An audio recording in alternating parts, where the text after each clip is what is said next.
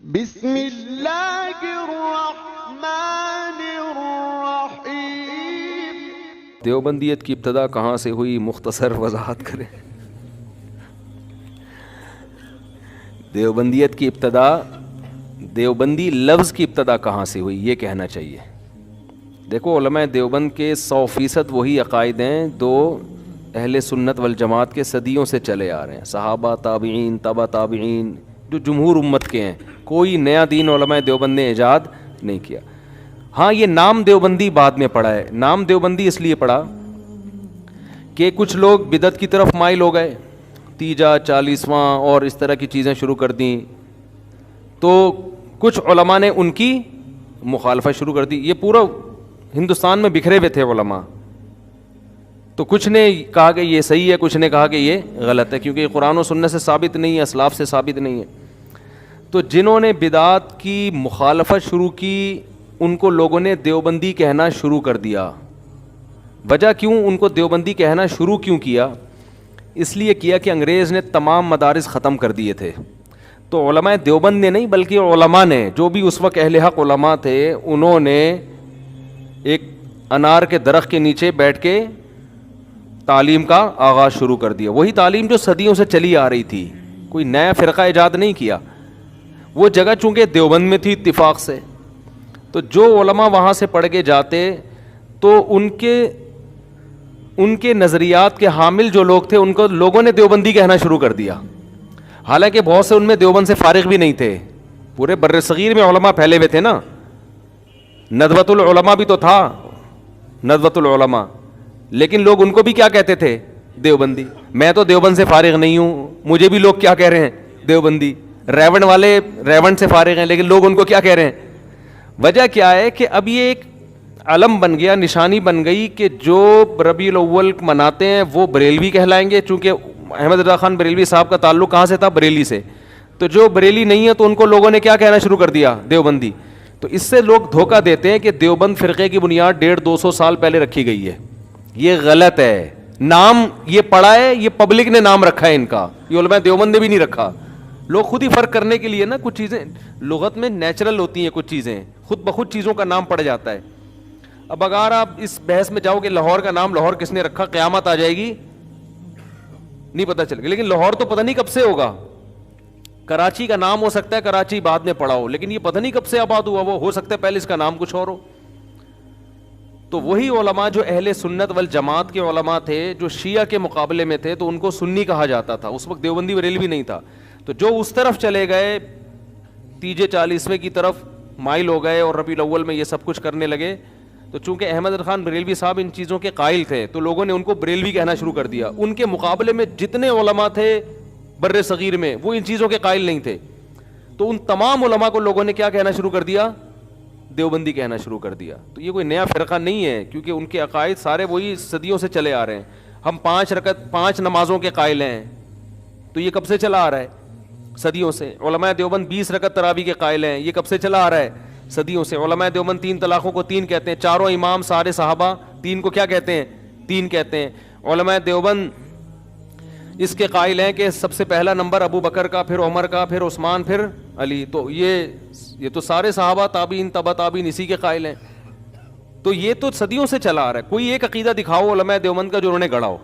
علماء دیوبند جب یہ کہتے ہیں نبی کے حیات قبر میں وہ دنیاوی ہے، تو اس کا مطلب بھی علماء دیوبند ہی بتائیں گے کہ وہ دنیاوی سے مراد کیا ہے۔ وہ یہ والی دنیاوی نہیں ہے جو جیسے ہم دنیا میں زندہ ہوتے ہیں، وہ خود بتائیں گے اس کا ہماری نظر میں اس کا مفہوم کیا ہے۔ لیکن خود ہی اپنی طرف سے مطلب بیان کرو، پھر خود ہی ان پہ فتوے لگانا شروع کر دو۔ تو میں حلفیہ بولتا ہوں کہ علماء دیوبند کا ایک عقیدہ ایسا نہیں ہے جو جمہور امت کے خلاف ہو، اور ہم ثابت کر سکتے ہیں الحمدللہ۔ تو یہ صدیوں سے جو عقیدے شروع سے چلے آ رہے ہیں وہی عقیدے، ان میں ایک بھی دائیں بائیں نہیں ہوا ہے، اور اگر کسی کا ہوا ہے تو وہ خود ذمہ دار ہے، اس کے ہم ذمہ دار نہیں ہیں، نہ علماء دیوبند اس کے ذمہ دار ہیں۔ تو کوئی نیا فرقہ نہیں ہے، صدیوں سے ہماری سند الحمدللہ صحابہ سے جا کے ملتی ہے۔ میں اپنی سند پیش کر سکتا ہوں، حدیث میں نے کس سے پڑھی، انہوں نے کس سے پڑھی، انہوں نے کس سے پڑھی، یہ سند پوری صحابہ سے جا کے ملے گی۔ ہم تفسیر کی سند صحابہ سے ملا سکتے ہیں، حدیث کی سند صحابہ سے ملا سکتے ہیں، یہی 2 چیزیں ہیں نا، قرآن و سنت۔ فقہ کی سند ہم صحابہ سے ملا سکتے ہیں۔ تو قرآن، حدیث اور فقہ، ان تینوں کا تو نام ہے نا اسلام، اور کس چیز کا ہے؟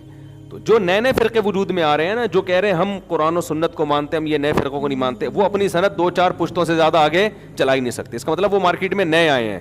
پرانے ہوتے تو سلسلہ جوڑتے نا اپنا پرانوں سے جا کے. نہیں آ رہی میرا خیال ہے بات.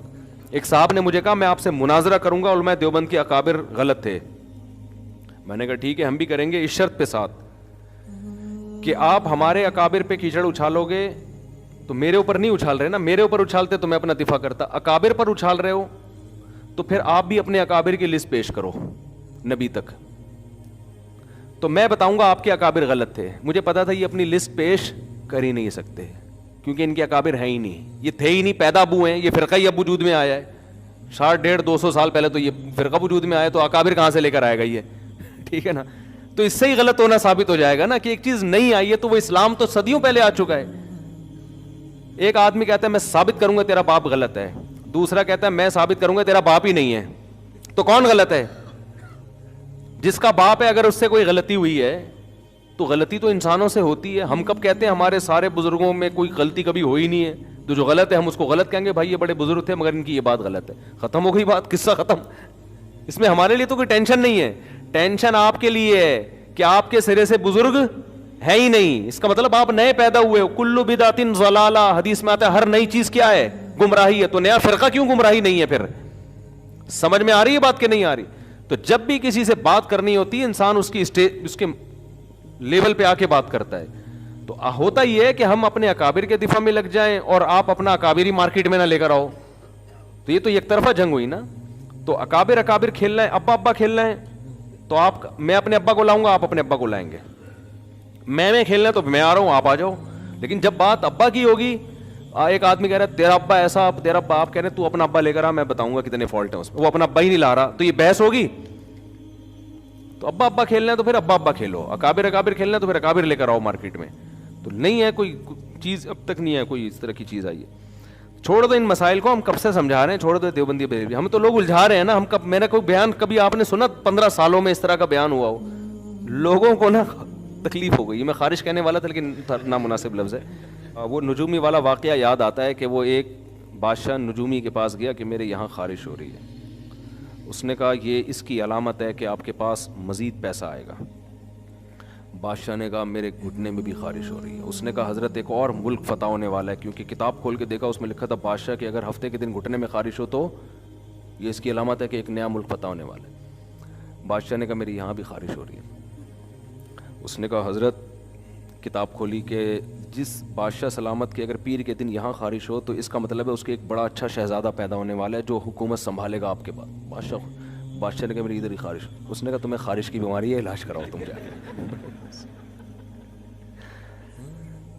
تو یہ جو رفع الیدین کا مسئلہ ہے نا, ان کا رفع الیدین حل ہو گیا تو یہ آمین پہ آئیں گے. آمین سے ٹن مارا, قرات خلف الامام پہ جائے گا, امام پہ بھی جائے, پھر کسی اور مسئلے پر آئیں گے, پھر المحند المفند پہ ٹن ماریں گے, پھر بنو امیہ ایسے, بنو امیہ, پھر یزید, پھر وہاں سے ٹن مارا.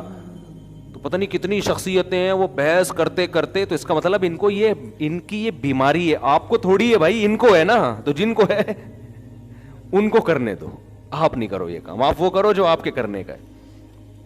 اپنے آپ کو اس خارش میں ڈالو نہیں. حیات النبی ممات النبی کے مسئلے کراچی میں کوئی جانتا ہی نہیں تھا, یہاں بھی یہ مسئلے پھڑے ہو گئے ہیں. ہم نے پوری زندگی کبھی دیکھا حیات النبی پہ بیان کیا ہو یا ممات النبی کی؟ مجھے تو خود بھی نہیں پتا تھا یہ ہے کیا, کیونکہ ہم نے مدرسوں میں پڑھا, ہمیں تو نہ کسی نے بتایا نہ ہمارے بڑوں نے. سیدھا جو قرآن میں عقیدے لکھے ہیں بس وہی ہیں, ضرورت ہی نہیں ہے. ایک صاحب کہنے لگے نہیں حیات النبی ممات النبی بہت ضروری ہے. میں نے کہا تمہاری بیوی کو پتا ہے کیا حیات النبی کا عقیدہ صحیح؟ اس کہتے ہیں اس کو بیچاری کو ان مسائل کا کیا پتا. میں نے کہا پھر اس کا مطلب وہ مسلمان ہی نہیں ہے, یا وہ گمراہ ہے, وہ جہنم میں جائے گی. تو ان کی سمجھ میں بات آ گئی, کہ یار اگر یہ ضروری ہوتا تو میری بیوی کو بھی نکاح کے وقت امام صاحب یہ عقیدہ سمجھاتے. ٹھیک ہے نا. تو یہ کچھ چیزیں کسی اور کے مسئلے ہوتے ہیں, وہ ہمارے مسئلے بن جاتے ہیں کیونکہ ہم ان کے ساتھ بیٹھتے ہیں. جب آپ جس قسم کے طبقے کے ساتھ بیٹھو گے وہی والی چیزیں جراثیم آپ کے اندر ٹرانسفر ہوں گے. تبلیغی جماعت میں بیٹھو گے تو آپ کو کبھی یہ ان مسائل میں آپ پڑھو گے نہیں, آپ کا مسئلہ ایک ہی مسئلہ بن جائے گا, یہ دین ہمارے اندر کیسے آئے گا پوری دنیا کے اندر. آپ کا سب سے بڑا مسئلہ یہ بن جائے گا. میرے ساتھ بیٹھو گے تو آپ کو 4 شادیوں کے علاوہ کچھ بھی نہیں سوجے گا. آپ کا سب سے بڑا مسئلہ یہ بنے گا کہ یار 4 کیوں نہیں ہو رہی, دو نہیں ہو رہی, لوگ تین تین کر رہے ہیں, ہماری پہلی نہیں ہو رہی. تو جس ڈیزائن کے ساتھ بیٹھو گے نا وہی ڈیزائن آپ کے اندر آئے گا. تو سوچو کہ بیٹھنا کہاں ہے. ہر دینی خطیب کو سننے کا نہیں ہوتا. ہر وہ شخص جو قرآن و سنت کا لیبل لگا کر بات کر رہا ہے اس کی بات سننے کی نہیں ہوتی. یہ دیکھنا پڑتا ہے کہ یہ کس طرف ہم کو دھکیل رہا ہے. یہ سمجھ رہے ہو کہ نہیں سمجھ رہے؟